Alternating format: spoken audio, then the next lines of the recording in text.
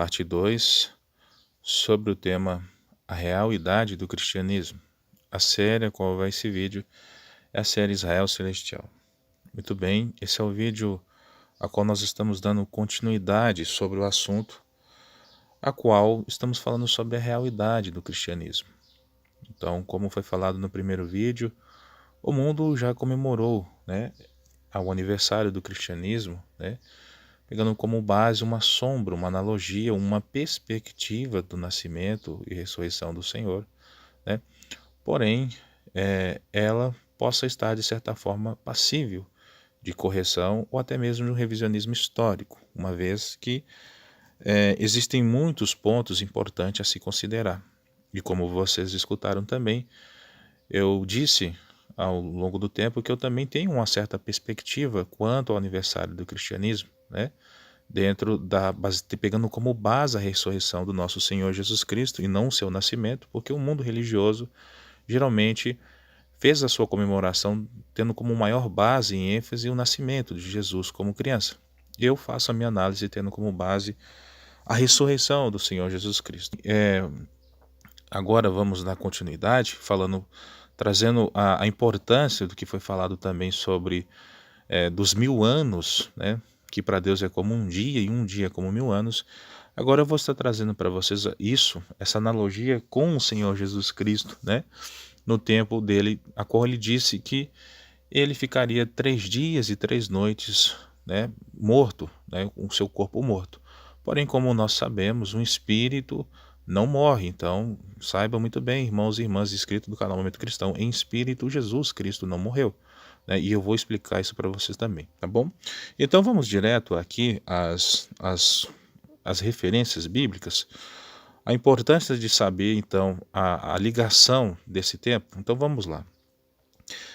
Em Mateus capítulo 12, versículo 40, diz o seguinte: Porque assim como esteve Jonas 3 dias e 3 noites no ventre do grande peixe, assim o Filho do Homem estará 3 dias e 3 noites no coração da terra, ou seja, morto.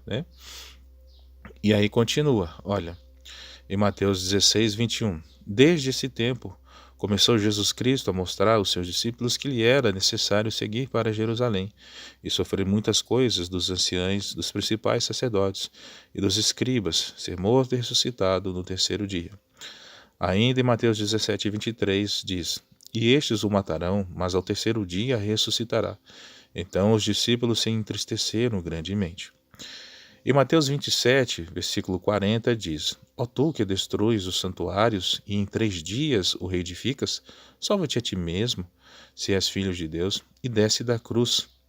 Então, ou seja, tudo aqui até então mostrando essa analogia dos 3 dias, de morte para o Senhor Jesus Cristo ficar morto e depois ressuscitar. Ainda no mesmo capítulo, agora no versículo 63 e 64 diz: Disseram-lhe, Senhor, lembrando-nos de que aquele embusteiro, enquanto vivia, disse: Depois de 3 dias ressuscitarei.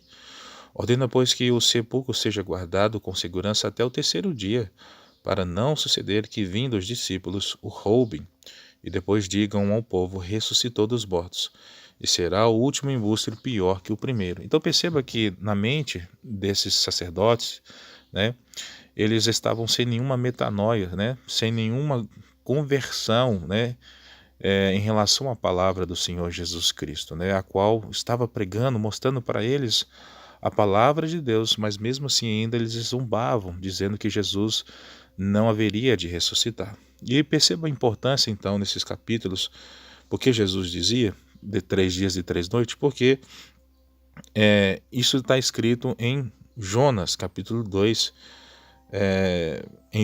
está em Jonas, eu vou passar para vocês, mas antes disso eu vou ler João capítulo 2, versículo 19 e 20, que diz: Jesus lhes respondeu: Destruirei este santuário e em 3 dias o reconstruirei. E replicaram os judeus: Em 46 anos foi edificado este santuário e tu em 3 dias o levantarás?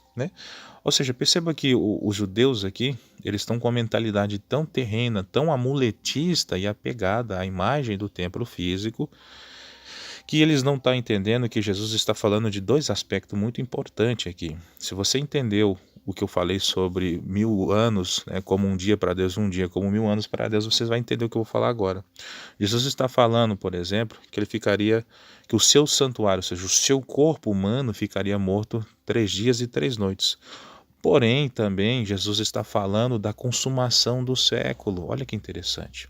Desde o nascimento da igreja até a sua consumação, até o fim do milênio. Então, Jesus estaria destruindo este santuário, né? Ou seja, este altar de sacrifício a qual a terra se tornou, né? Para que pudesse então trazer uma nova gênesis criacional de Deus. Então, ou seja, alegoricamente dizendo, a ressurreição do Senhor Jesus Cristo, né, que é uma verdade, de fato, o Senhor, ao ressuscitar ao terceiro dia, ele também nos traz uma alegoria muito profunda, que ele está mostrando que ele não está só ressuscitando no seu corpo, mas ele está mostrando que a partir desse momento que ele ressuscitou, a igreja está nascendo com ele, e a partir desse momento, agora também, a igreja começa a fazer o papel de que ela está começando a destruir, né, este velho tabernáculo, este velho forma de sacrifício que o mundo faz, né, para que possa então, na nova gênese de Deus, tudo ali possa ser restaurado, como se fosse uma espécie de ressurreição, né, e glorificação do próprio mundo em questão, né. Então, o Senhor Jesus Cristo, ele tirou toda essa analogia, né, tendo como base em Jonas, capítulo 1, 17, né, que ele diz o seguinte, quando é dito para Jonas, né, deparou o Senhor, né, um grande peixe para que tragasse a Jonas. E esteve Jonas 3 dias e 3 noites no ventre do grande peixe. E então Jesus está fazendo isso aqui. Vocês querem um sinal? Então olha para isso, porque aí vai ser assim, o sinal vai ser tanto no meu corpo, eu vou ficar 3 dias e 3 noites morto, mas também vai ser quanto ao nascimento da igreja, né? Ou seja, até a sua consumação. Então Jesus está dando a profecia de duplo, né, cumprimento em questão, né? E com isso é muito importante vocês entenderem esse ponto, né? Eu vou ler outros versículos para vocês para mostrar mais coisas. Os versículos estão, que eu vou passar para vocês aqui, em Mateus 16, 21 diz: Desde esse tempo começou Jesus Cristo a mostrar a seus discípulos que lhe era necessário seguir para Jerusalém e sofrer muitas coisas na mão dos anciãos, dos principais e sacerdotes e dos escribas, e ser morto e ressuscitado no terceiro dia, né? Aí, aqui achei.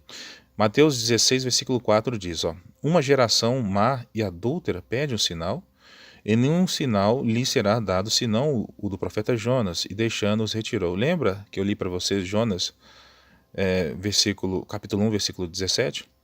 Aqui Jesus está dizendo, vou dar esse sinal para vocês. Em Lucas 11, 29, 30 também diz, como afluíssem as multidões, passou Jesus a dizer, esta é a geração perversa. Pede um sinal, mas nenhum sinal lhe será dado, senão o de Jonas, porque assim como Jonas foi um sinal para os ninivitas, o Filho do Homem o será para esta geração. Ou seja, Jesus está dizendo que é para aquela geração, né, em questão, né, ele como forma física, humana, e a igreja como a sua continuidade ao longo desses 3.000 anos, a qual nós não sabemos quando irá terminar, né? A gente tem que lembrar disso, né? Por causa das várias datas em questão no tipo. Então perceba que é um sinal a qual Deus está nos mostrando, né? E em Mateus 12, 38, 40 diz, então alguns escribas e fariseus replicaram, mestre, queremos ver de tua parte algum sinal. Ele, porém, respondeu, uma geração má e adúltera pede um sinal, mas nenhum sinal lhe será dado, senão do profeta Jonas, porque assim como esteve Jonas 3 dias e 3 noites no ventre do grande peixe, assim o Filho do Homem estará 3 dias e 3 noites no coração da terra, ou seja, morto. Perceba que Jesus a todo momento está mostrando para eles esse sinal. Vocês querem sinal? Eu estou dando. Eu vou morrer, né, e 3 dias eu vou ficar morto, né, 3 dias e 3 noites. Este é o sinal para vocês, né? Ou seja, para vocês ter fé, né? Se vocês acreditar nessa ressurreição, vai ser bom, né? Porém, eles, como vocês viram lá em cima, né, nas outras observações, eles estavam até zombando que o Senhor estava falando de uma mentira, né? É por isso que eu fiz um estudo sobre a ressurreição do Senhor Jesus Cristo. Para você que não viu, dá uma clicada para você ver e para que você veja e entenda como o canal Momento Cristão entende como foi a ressurreição de Jesus Cristo e como essas pessoas, então, muitos não puderam ver, apenas um pouco fiel pôde ver, né? E aí vocês vão ver esse estudo, né, que eu falo sobre o dia da ressurreição de nosso Senhor Jesus Cristo, né? Então, por isso, ao vermos essa analogia, né, mostrada em cada capítulo lido, vemos a expressão 3 dias e 3 noites, né, com o testemunho tanto da morte como na sua ressurreição, mas também apontando para os 3.000 anos do ministério de Cristo e sua igreja, desde o nascimento dele e do cristianismo até o fim do milênio, né? Então, ou seja, Deus olhou esses 3 dias e 3 noites, o Espírito de Cristo, todo mundo sabe que é o Espírito de Deus, né? O Espírito Santo de Deus, o Espírito de Cristo é a mesma coisa. Então ele olhou esses 3 dias de morte, né, de seu próprio corpo. Ele olhou isso como 3 dias atemporais, a qual refletiu 3.000 anos do ministério, né, da igreja, desde o seu nascimento, né, e do cristianismo até o fim do milênio e a consumação deste século, e desta velha Gênesis, e por isso a sua ressurreição ao terceiro dia está nos apontando também para essa nova Gênesis criacional de Deus. Pois assim como Jesus Cristo ressuscitou ao terceiro dia em um corpo glorificado, ele também após 3.000 anos, como eu quero deixar bem claro para você, só ele sabe quando isso sucederá, né? De seu poder sobre a igreja, desde o seu nascimento até o fim do milênio, ele então criará essa nova Gênesis, tendo como modelo sua própria ressurreição, né? Ele ressuscitou glorificado, ele também vai glorificar toda a terra, né? Transformando ela em algo novo, uma nova Gênesis, que também aconteceu no terceiro dia, né?